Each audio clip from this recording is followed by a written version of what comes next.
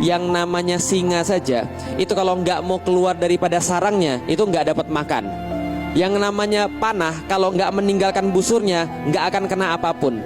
Yang namanya matahari dan bulan, kata Imam Syafi'i, kalau tetap gitu-gitu aja, nggak pindah-pindah, bosan orang ngelihatnya. Artinya apa? Hijrah itu wajib, hijrah itu harus. Tapi pertanyaannya adalah, kebanyakan orang nggak mau hijrah karena apa? Takut. Betul atau betul? Contoh, siapa yang barusan kerudungan? Siapa yang barusan kerudungan tahun-tahun ini? Takut nggak pas mulai kerudungan, ibu-ibu sekalian? Takut. Takut apa? Takut nanti ditolak, takut nanti kerjaannya nggak boleh, takut nanti nggak dapet jodoh, gitu kan ya? Contoh lagi misalnya, riba itu hukumnya halal atau haram? Halal atau haram?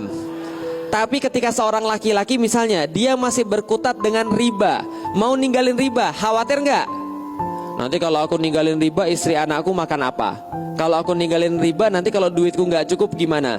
Selalu orang kalau mau pindah, selalu orang kalau mau hijrah, selalu kalau orang mau buat lebih baik, pasti penghalangnya adalah takut. Kenapa? Syaiton sudah berjanji di dalam Al-Quran, tugasnya adalah menakut-nakuti manusia, bahwa manusia itu nanti rezekinya hilang kalau dia taat pada Allah. Betul atau betul?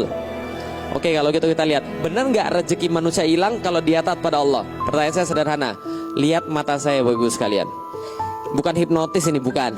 Lihat mata saya. Ini kira-kira orang pribumi atau bukan?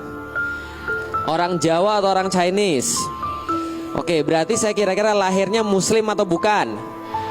Saya lahirnya Katolik. Saya lahirnya Katolik, dibesarkan di keluarga Katolik. SD saya Saverius II, SMP Saverius Maria, SMA Saverius I, kuliah masuk ke IPB Bogor. Di IPB Bogor saya ketemu dengan seorang ustadz namanya Ustadz Fatih Karim. Dia memperkenalkan saya tentang Islam. Awalnya dulu ketika SMP saya tuh beragama Katolik tapi pusing.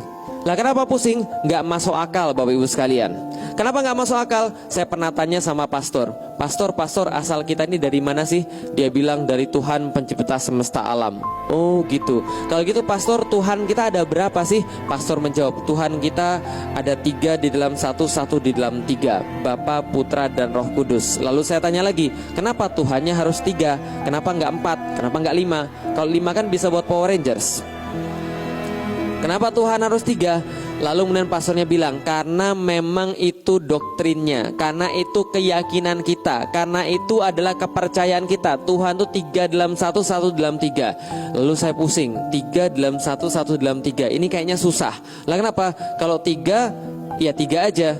Kalau 1, ya 1 aja. Lalu dia bilang, enggak, ini 3 artinya 3 ini 1. 1 tapi ada 3.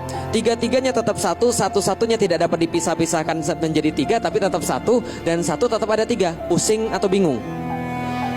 Jadi Bapak Ibu ngerti kan apa yang saya rasakan ya? Maka ketika saya rasakan ada kebingungan, saya banyak tanya lagi. Misalnya saya tanya lagi, Pastor, kalau memang Yesus itu memang Tuhan, kenapa ketika dia di kayu salib dia berkata Eli Eli lama sabachthani, Tuhan Tuhan mengapa engkau meninggalkan aku? Loh berarti dia Tuhan tapi panggil Tuhan yang lain. Ini kayak jeruk makan jeruk. Lalu pastornya bilang, Lik, kamu jangan banyak mikir. Kalau kamu banyak mikir berarti kamu belum beriman. Karena beriman itu apa? Beriman adalah percaya tanpa banyak tanya, percaya tanpa banyak mikir.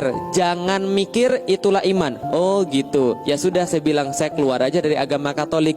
Lah kenapa? Kalau Tuhan gak boleh saya mikir, kenapa Tuhan kasih saya akal? Paham maksudnya Bapak Ibu sekalian? Kalau Tuhan gak boleh kita mikir, kenapa Tuhan kasih kita akal? Maka saya keluar dari agama Katolik secara fungsional, tapi secara struktural saya masih agama Katolik. Maksudnya gimana? KTP-nya masih Katolik tapi gak pernah pergi ke gereja. Nah itu namanya Katolik struktural. Persis zaman sekarang banyak Muslim struktural tapi gak fungsional gitu kan ya. Keluar daripada agama Katolik, kemudian saya nyari yang mana yang benar. Apakah benar Tuhan itu ada? Apakah benar agama itu ada? Singkat cerita, ketika saya belajar biologi, saya belajar fisika, saya ketemu Tuhan itu pasti ada. Kenapa Tuhan pasti ada? Nggak mungkin nggak ada. Coba lihat alam semesta ini begitu teratur. Nggak mungkin terjadi secara kebetulan. Gampangnya begini, Bapak Ibu sekalian, Tahu nggak awal mula dunia ini asalnya dari mana? Kata para ilmuwan. Tahu nggak dari mana? Dari Big Bang, ledakan besar. Kan itu ya, kalau benar dengar Big Bang, ledakan besar. Nah, maka kalau kita bilang ledakan, contoh masjid ini kita ledakkan pakai dinamit misalnya. Setelah ledakan ini masjidnya lebih bagus atau lebih parah? Hancur, lebih parah. Mungkin nggak diledakkan terus jadi lebih bagus. Tapi alam semesta ini enggak. Dia meledak jadinya lebih bagus. Dia meledak jadinya Bapak Ibu sekalian sama saya.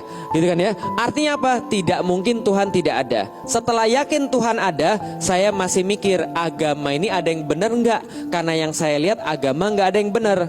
Setelah diskusi sama Ustadz Fatih Karim, maka Ustadz Fatih Karim bilang, kalau kamu serius diskusi, minggu depan kamu datang ke kos-kosan saya, kamu bawa Alkitab, aku bawa Al-Quran. Kita diskusi tentang agama langsung dari kitab yang sebenarnya.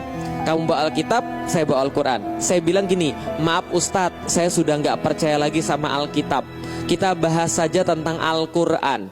Maka minggu depan kita bahas tentang Al-Quran. Ayat pertama yang dibacakan kepada saya adalah surat Al-Baqarah ayat kedua. Ada yang ingat bunyinya? Surat Al-Baqarah ayat kedua.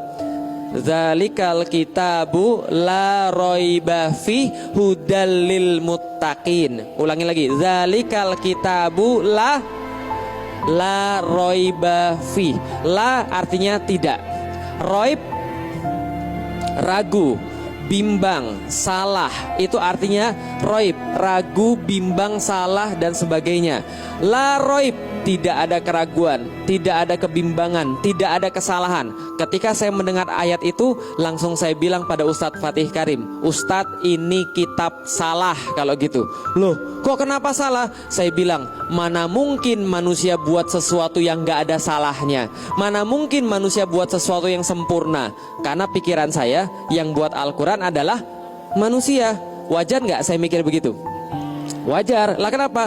Ternyata dari dulu kan saya belajar kitab Weda itu yang buat manusia, Tripitaka itu yang buat manusia, Alkitab itu yang buat manusia. Pikir saya Al-Quran juga yang buat manusia. Maka saya bilang gak mungkin. Masa manusia buat sesuatu yang sempurna? Gak ada. Lalu ustadznya bilang, enggak, bukan gitu ceritanya.